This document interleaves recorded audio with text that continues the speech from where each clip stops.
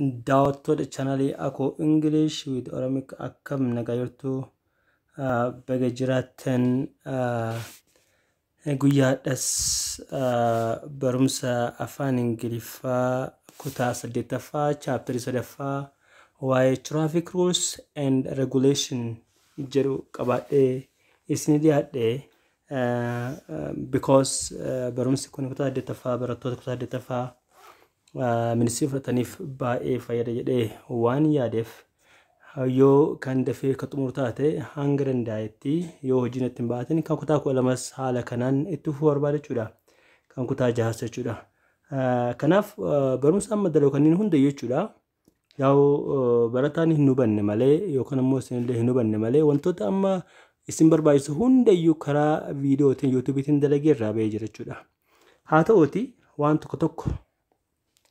tokko irra deebiidhaaf akka isiniif ta'uudhaaf malee baay'ee wanti haaraan jiru haa ta'uuti barumsa keenyadhaa kana keessatti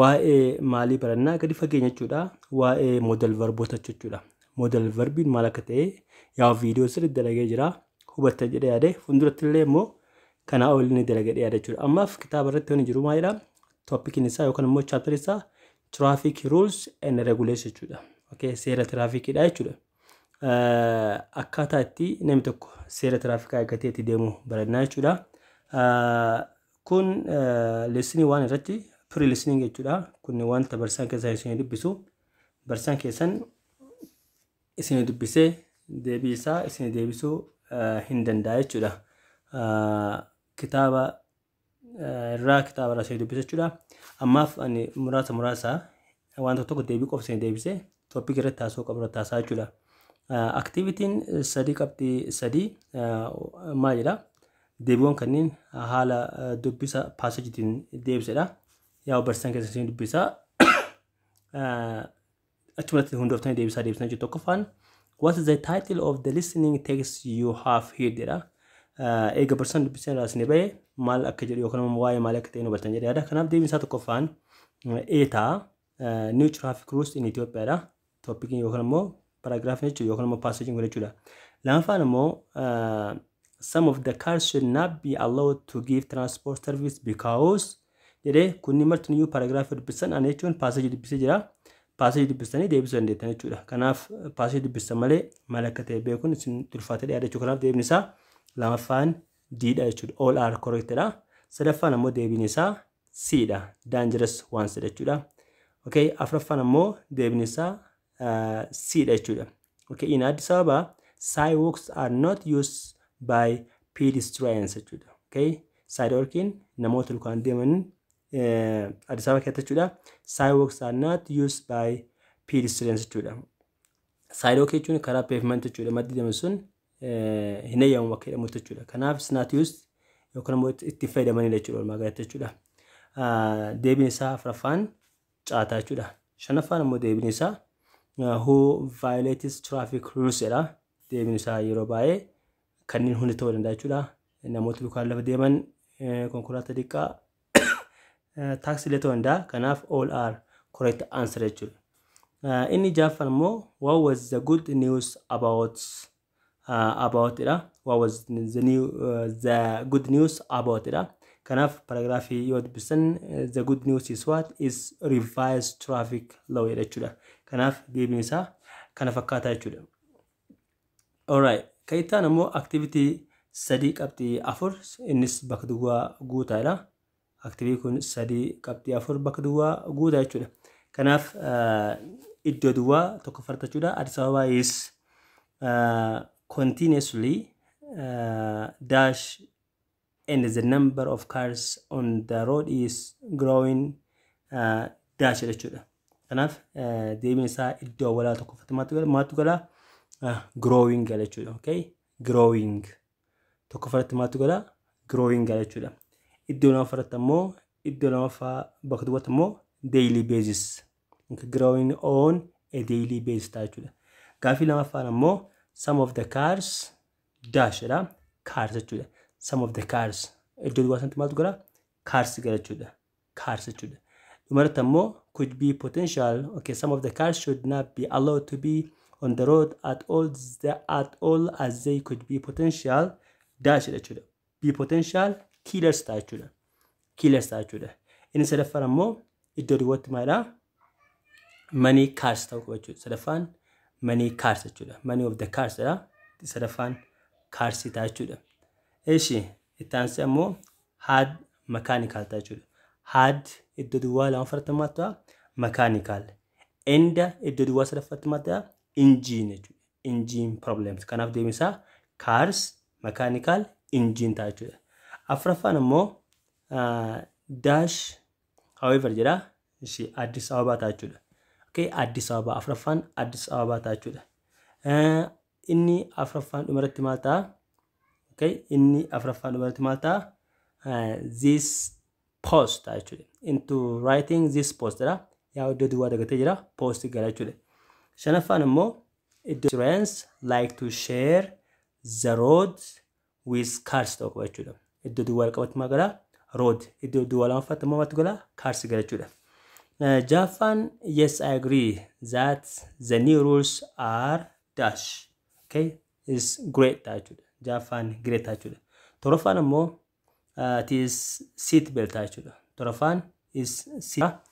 The problem is refers to the estimated total health and life related cost of motor vehicles in Addis Ababa, which was about dash millions Ethiopians. Wanta birriya gana ta'u estimate ka ta'u jechuudha. Kaitaan ammoo the word laws jechuudha. Lawn maal refer godha? Law jechuun it means that the laws on the traffic speed limit is whereas the second word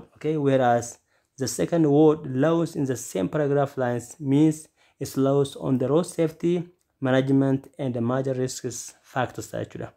Kaitaan ammoo they refers to laws on the road safety management and the risks factor jechuudha. Kaitaan ammoo it refers to laws on road safety management and the risks factor jechuudha. Kaitaan ammoo the object pronoun them is refers to risk factors, speeding, improper use of lines and drunk driving jechuudha. Kuni wanta kitaaba keessan refer godhu jechuudha. Yoo kitaaba qabattan yaa deebiin isaa kana fakkaata jechuudha. Kaitaan activity sadii qabxii 13. Okay, neglecting maal akka ta'e, rating, kunniin pedestrians maal akka ta'e akkaataa dubbisa paragraph keessaniitiin deebisu jechuudha. Tokkoffaan neglect jechuun it means that ignored or given least attention jechuudha. Kaitaan ammoo the word rates. Okay, rate means is 140 days per 10,000 vehicles per year jechuudha. Kun paragraph keessa jechuudha. Kaitaan ammoo it is paragraph 1 line 7 the phrase 30 times kun maayda. It means that the number of people who died due to the road safety jechuudha. Kaitaan ammoo pedestrians in paragraph 1 line 9 refers to those people who walk on foot on both sides of the highway in developing countries jechuudha. Magaalaa guddan keessatti yookaan guddataa jiran keessatti namoota karaa maddii lamaan deeman jechuudha. Kaitaan ammoo is roughly, the verb roughly or you can say accounts for yookaan ammoo innummaan jechuudha. Roughly maal akka jechuudha. Means it refers to the constituents or forms jechuudha. It refers to constituents or forms jechuudha. Kaitaan ammoo the phrase population, okay, active population accounts for la active population means that the populations whose age ranges between 5 to 59 and who are vulnerable to the economic implications of road traffic accident jechuudha. Kaitaan ammoo enforcement, enforcement means in short it is implementation jechuudha. Okay, implementation jechuudha. Kaitaano nominal, okay? Kaitaano nominal. Nominal means does not work. It does not work. It does not work. Kaitaano implication, okay? Implication. Implication it is the ever increasing outcomes of risk factor. The ever increasing outcomes of risk factor. kuni deebiiwwan isa muraasa yoo isin barbaachisu fayyadama yookaan ammoo dhiisuu hin danda'amu jechuudha. Alright. Okay. Activity study qabxii 14 maalidha. In group 3, okay, discuss major cause of road traffic accidents Ethiopia. Sababa trafficin yookaan ammoo balaan ka'uu waan akkamiif fakkeenyaaf speedii humnaan oofuu over speedingii yookaan ammoo drunken drivingii dhuganii oofuu or you can say red light jumping yookaan ammoo sarara diimaa qaxxaamuranii dabruu kunniin sababoota muraasa ta'an jedhee yaadachuudha. Kaitan ammoo list down solutions that can help with the reduce okay wantoota solution ta'uu danda'a jechuudha. Maaltu yoo solution ta'e balaan kun xiqqaa'uu danda'a fakkeenyaaf reduce speedii kan hir'isuu qabattoo uffachuu wheel set belts or can say wheel yoo motor ta'e helmeetii godhachuu okay wantoota kunniin wantoota akka namoota dhuganii oofu barbaadan kana dhowwu jechuudha. Kunniin sababoota muraasa jechuudha. Kun if you were Minister of Transport, what would you do? Minimize the road. Okay, you Minister that mal gocha sinjira. Yaw wanti gootoo jira. Haala mijeessuu walumaagalatti namoota dhugan dhowwu yookaan ammoo namoota dhuganii oofan qaxxa'uu yookaan ammoo waan garaagaraa wanti gootu baay'ee jira.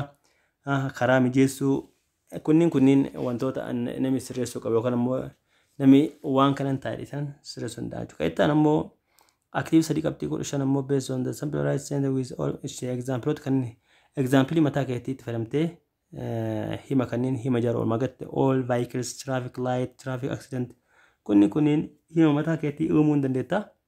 Kun wanta wanni timte jechuudha. Okay, waa'ee must note yookaan ammoo should kanneen dubbanne jira. Yaw achira kanaaf ammoo wanni biraa jiraati walumaa laalla.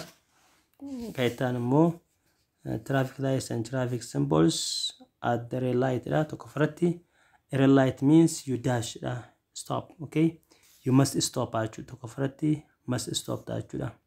Kanaan farattillee you must stop as close. Lama faalee maltaa stop jechuudha. Lama faana ammoo yellow amber dash light means okay you dash you must okay you must stop it jechuudha. Lama faata ammoo you can okay you can only go through okay you can't jechuudha. Kaitaan ammoo you cannot jechuudha. Okay if you cannot stop if you can stop safety before the stop line you dash you should okay you should you should not you should not jechuudha. Kaitaan ammoo you should not kunillee nafa maltaa you should not jechuudha.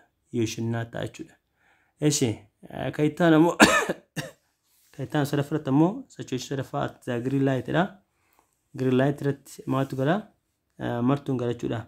Must can shall sadanuu galuu hin danda'a jechuudha. Afuraffatti ammoo situation afuraffaa dareet jira mul'ata yaada. Eshi activity afuraffatti maalidha the red arrow okay the red arrow jechuudha. The red arrow jechuun gaabina jechuudha. You must maalidha a red arrow means you must not turn. You must stop behind the stop line until the arrow turns green or disappear jechuudha. Okay kanaafuu kunillee maal ta'a deemsa must ta'a jechuudha. Okay kaitaan ammoo she must the traffic lights showing green light kun must not jechuudha. She must indicate that you must not okay you dash go straight ahead or turn right okay you can't jechuudha. A green arrows means you dash you can turn in that direction you can't jechuudha. Okay traffic lights okay traffic lights showing a red lights a red light can turn right but you must okay turn can't jechuudha. Okay situation in Japan maada the yellow amber arrow jechuudha. Okay tokkoffaan hunda yoo ta'u A yellow amber arrows means you must, can, shall stop. You can, must, shall only go through. Okay, when a yellow the amber dash down, okay, you can means you can. Okay, when a yellow amber arrows is flashing, this means you can. Okay, sorry, you can't actually. You can dash. You dash must you dash must give away to pedestrians crossing on the road you turning into. Okay, kaitan malta you must actually. You must actually. Kunin aktiviiwwan muraasa yaw kitaaba keessan gubbaa jira. Kitaaba keessan gubbaa waan ta'eef yoo tasa isin barbaachisachuuf ta'e. Kaitan ammoo activity sadii qabxii 17 exercise to complete the following sentence with the appropriate auxiliaries given in the brackets, then compare your answer with your classmate. Kun yaw godhatti guutanneetanii if you drive a car you dash have a driving license jechuudha. You must jechuudha. Okay, you must jechuudha. Kanaaf kun dirqama jechuudha. Lammaffaan ammoo you dash, okay, lammaffaa you dash drink a lot and drive jedha. Kanaaf you must not jechuudha. You must not. Sadaffaan ammoo when you are in a car you dash wear a seatbelt jechuudha. You must, okay, you must jechuudha. Afraffaa when you drive a car, okay, when you drive a car you dash listen to the radio. You should not, because attention ke ga radio kan debinef you should not yote debi gari ta ya jechuudha. Okay, okay, you should not listen to the radio. You should era also should not garu bareda. Anyhow debin itti kalaa jiraate you should dirqama miti. You can yote bareda jechuudha. Also should not garu debi gari ta hatoti. You can yote debi bareta. Eshi kaitanu you dash, okay, kaitanu you dash to pay a road taxi if you own a car. If you own a car, okay, you have to. Garanan 2 you have to pay. Okay, you have to pay. Okay, you have to pay. Eshi kaitanu Japan mara you dash stop at red traffic. Japan you must. Japan you must. Torafan when you ride, okay, when you ride a motorbike you dash wheel. Okay, you must wear a helmet. You dash smoke while. Okay, you can. It's okay. You can smoke while you are driving. It's okay. Okay, Sagalafan if you own a car you dash have insurance. You must. Insurance you must have insurance. Namoota tokko barbaadanii haa ta'u garamoo insurance barbaachisaa jechuudha. Kunnafaan ammoo you dash exceed the limit. You must not. Okay, you must not exceed the speed limit. You must not exceed humna ol ofuun qabdu jechuudha. Kuni deebiiwwan isaa muraasa yaa'u kuni walumaa galatti waa'ee model verbiiti. Kaittaan ammoo waa'ee leeteriiti. Waa'ee leetarii yaa'u yuni topikii waa'ee leetarii waggaa dabarsee jira. YouTube irratti seentanii ilaaluu dandeettan jechuudha. Maal akka barbaachisu maal akka gaafatu kuni salphaa waan ta'eef yaa'u wanta baay'ee yeroo baay'eetti fixuu dandeenyu miti. Kanaaf waa'ee kanaa YouTube seenatti irraa fayyadamaa jechuu barbaada. Walumaa galatti daawwattoota chaanaalii kiyyaa barumsa hadhaaf qabadhe isin dhiyaadhe kana fakkaata. Jechuun namoonni gariin yoo itti fayyadaman yoo itti hajaman jedheeti garuu haala kanaan qopheessuu hin barbaanne haala bareedan waraabbii bareedan qopheessuu yaada qaba. Funduratti haala mijeessee jechuudha. Kwaalitiidhaan yaada qaba bareechee kutaa hundayyuu ammaaf kan wajjin bu'aara haga viidiyoo yeroo gabaabaa booda viidiyoo bareedan haala bareedan isin dhufutti kanumaan bu'aara jechuu barbaada.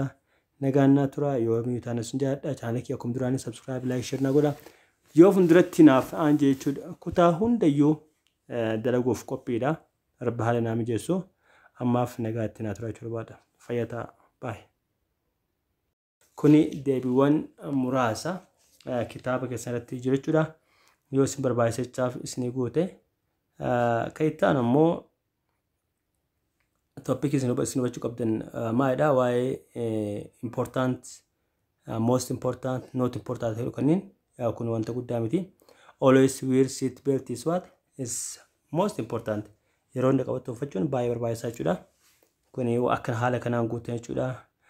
Cross the roads as the zebra crossing is very important. Okay, always walk on the pavement. karaa irra deemu yeroo hundayyuu baay'ee important jechuudha. Kunniin wanta akkasumallee miti. Kan ittaan activity sadii qabdi jaha. Activity sadii qabdi jaha. Kunillee as the traffic lights isaan jedha. Asitti auxiliary verb kaanin, shouldin, mustin malaktaan ibsuudha. Asking for advice on using traffic light jechuudha. Yaw waa'ee kanniin almost akka nama tokkotti yaw dalagee jira wanti haaroon jiru. Lesson 4 yookaan immoo activities sadii qabdi jaha walitti kaan jechuudha. Kaanin yaw model verb keessaa isa tokko jechuudha. Faayidaawwan kaanii keessaa muraasni tokkoffaa capacity agarsiisuudhaaf yookaan immoo capability yookaan immoo afaan isin beektaniin ability itti agarsiisuudhaaf kaanii ni fayyadamu model verb kaan jechuudha. Lammaffaan immoo suggestion, okay. Sadaffaan possibility, afuraffaan asking for permission hayyama ittiin gaafachuudhaaf. Shanaffaan immoo to make request akkas impossibility waan kanniin itti fayyadamuudhaaf ni fayyadamna jechuudha. Fakkeenyaaf I can speak English ability agarsiisaa jechuudha. Okay, I can run fast figure ability agarsiisaa jechuudha. Can I smoke here permission idha. Akkasumas immoo can you help me kun immoo request jechuudha. We cannot fix it yoo hin dandeenye okay, impossibility idha agarsiisa. Kunniin waa'ee kaanii jechuudha. Kan ittaan immoo should jechuudha. Yaw shouldin akkuma isin beektan faayidaan isaa baay'ee ifa galaadha jechuudha. Isa shoodidha had beerarii fi outun faayidaa wal fakkaataa qaba jechuudha. Kanaaf shoodin maal agarsiisa yeroo baay'ee opinion kee itti ibsachuudhaaf yookaan immoo advice ittiin gochuudhaaf yeroo baay'ee shoodin fayyadamu jechuudha. Fakkeenyaaf you should drive more carefully, okay, or you can say more obligation agarsiisuudhaaf jechuudha. Yookaan immoo dirqama duty agarsiisuudhaaf yookaan immoo advice suggestion, okay. Fakkeenyaaf you should study hard or you should study tonight. Kunniin wantoota isa muraasa jechuudha waa'ee should jechuudha. Kan ittaan immoo mustidha.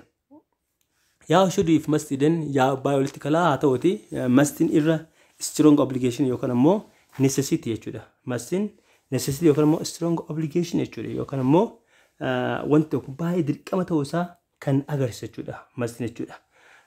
Fakkeenyaaf you must cross on the zebra crossing gosin jedhe yookaan immoo karaa kanaa qaxxaamuruu qabda yookaan immoo seat belt yookaan immoo qabattoo yeroo konkolaataa ooftu godhachuu qabda yookaan immoo laayisansii hayyama qabaachuu qabda gosin jedhe mustidha jechuudha. Dirqama jechuudha. Wanti dirqama yeroo hundayyuu maal fayyadamna mustidha jechuudha.